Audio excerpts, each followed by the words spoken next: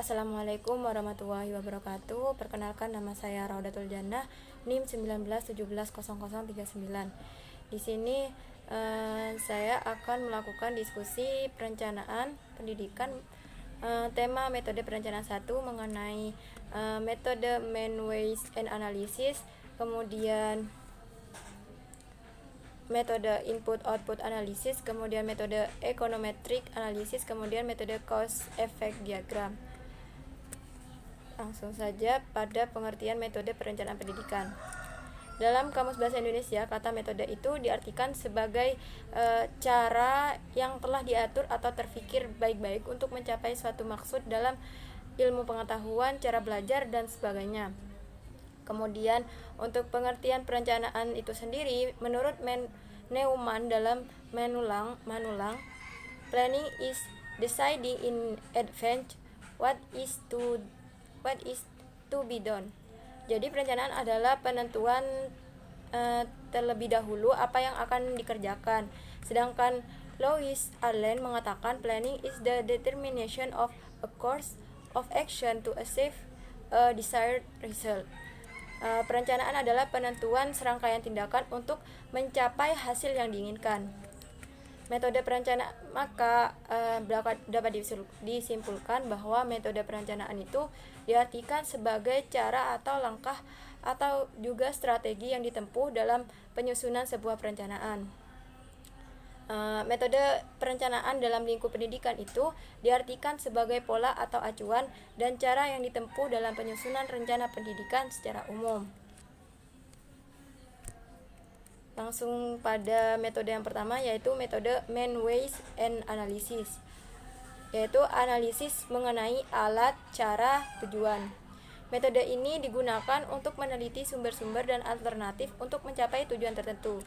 3 hal yang perlu dianalisis dalam metode ini. Yang pertama yaitu main yang artinya yang berkaitan dengan sumber-sumber yang diperlukan, kemudian waste yang berhubungan dengan cara dan alternatif tindakan yang dirumuskan serta yang akan dipilih, kemudian ends yang berhubungan dengan tujuan yang hendak dicapai.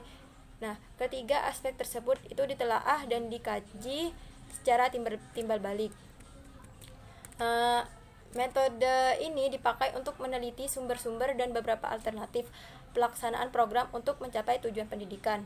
Sebagai penyusun perencanaan pendidikan yang menggunakan metode ini, hal-hal yang perlu dilakukan adalah yang pertama, yaitu melakukan analisis tentang sumber daya yang ada, baik sumber daya internal atau eksternal yang dimiliki. Kemudian yang kedua yaitu melakukan analisis tentang beberapa metode atau cara yang strategi yang dapat dilakukan dalam proses pelaksanaan program yang telah dirancang agar efektif dalam pencapaian tujuan.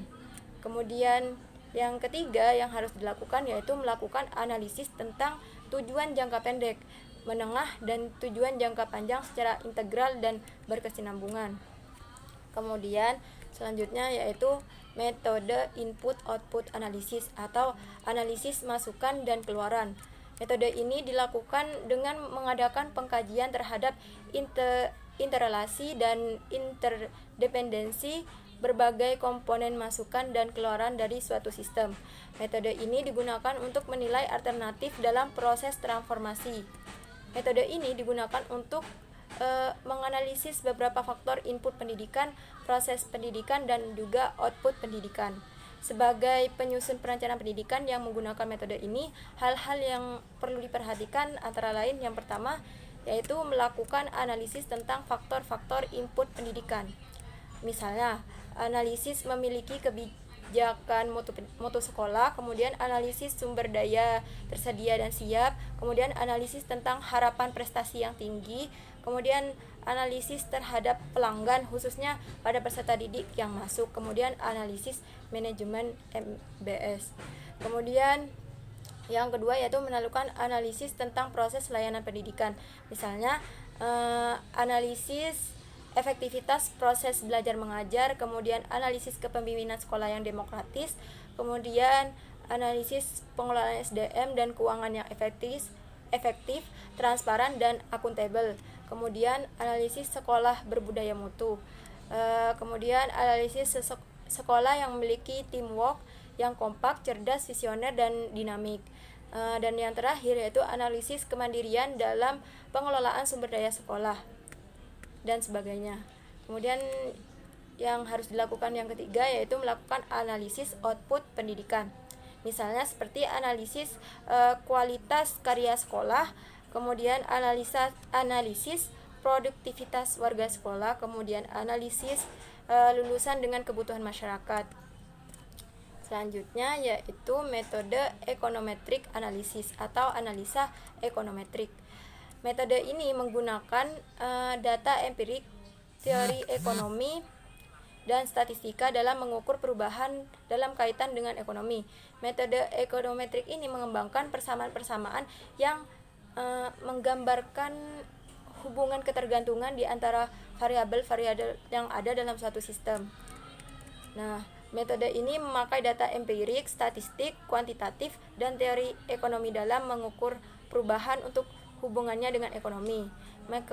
Metode ini lebih dengan pendekatan perencanaan pendidikan, model untung rugi atau keefektifan biaya sebagai penyusunan perencanaan pendidikan. Yang menggunakan metode ini, hal-hal yang perlu diperhatikan yang pertama yaitu melakukan analisis secara empirik atau kuantitatif tentang sumber daya dan sumber dana yang dimiliki oleh lembaga yang berpotensi untuk bisa dikembangkan secara maksimal dalam rangka meraih keuntungan finansial secara maksimal.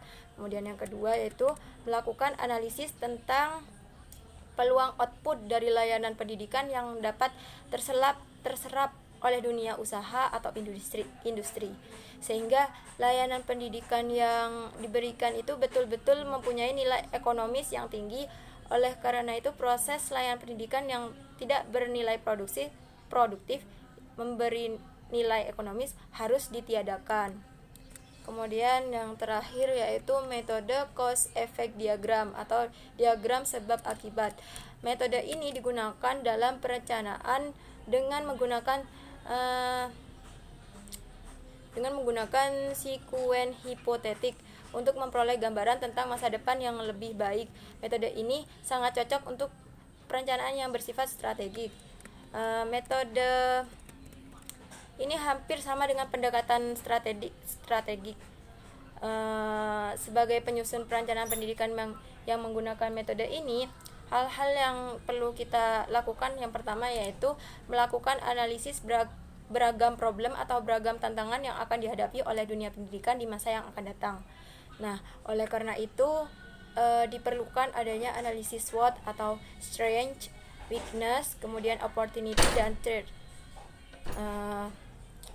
Secara cermat pada semua aspek atau bidang-bidang pendidikan yang akan dikembangkan, tujuan dilakukan analisis SWOT adalah untuk mengenali tingkat kesiapan setiap bidang pendidikan atau aspek kelembagaan yang diperlukan untuk mencapai tujuan pendidikan.